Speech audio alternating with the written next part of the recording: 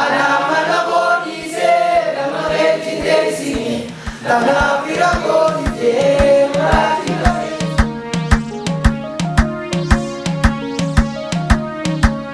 Hakimni kosoma ya Rabbi ogeisini ana mana kodi se kama kechi desini tana pira kodi je nurachi bageisini.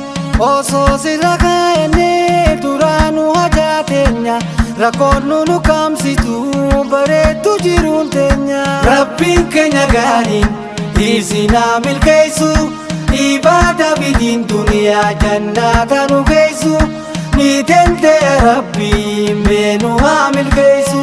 Hakimni kosuma ya Rabbi ogeisini ana malakoni se kama kechin leisini tana pira kodi tenu raji bageisini. Rabbi nu meshaku itinde binu lamu takute bole yako menu bararamu.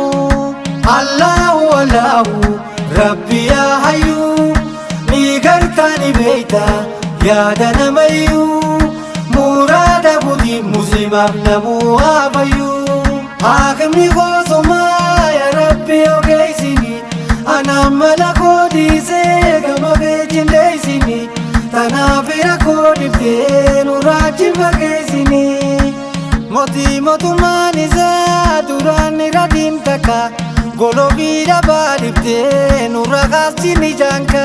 Allahu Allahu situ alima irranu duromsi kula zalima nuhanni rizkinte hinkabduduma.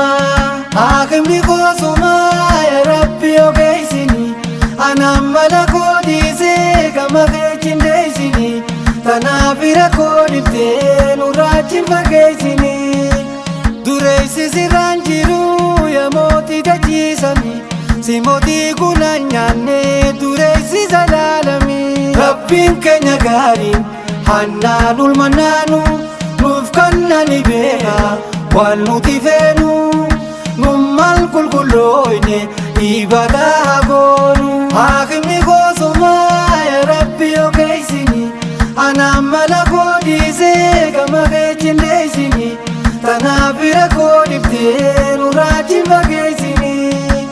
Nuhabararu irra Rabbin fitina amma zamanun akhir jira ya boleyan islama. Allahu Allahu situ qadira hinjiru tokollen dureisi sirra nun hongeisi moti tola khetira. Hakimni kosuma ya Rabbi ogeisini ana malakodi se kama kechin leisini tana pira kodi tenu raji bageisini. Oso siraka ene duranu hajatenya rakonu nu kamsitu baretu jiruntenya. Fatana nu basi atuma ya Rabbi si malen jiru arjan nu sataru aibi ya falu lima yurid ya alimul ghaib. Rabbii kiyya gaarii ati tenteyaadha. Mootiin biraa tokko hin jirre gubbaadha. Ani uumaateetii garaan koo laafaadha. Nan agarsiisinii rakkoo Oromoodha. Kan dhiiraa dhalaadha.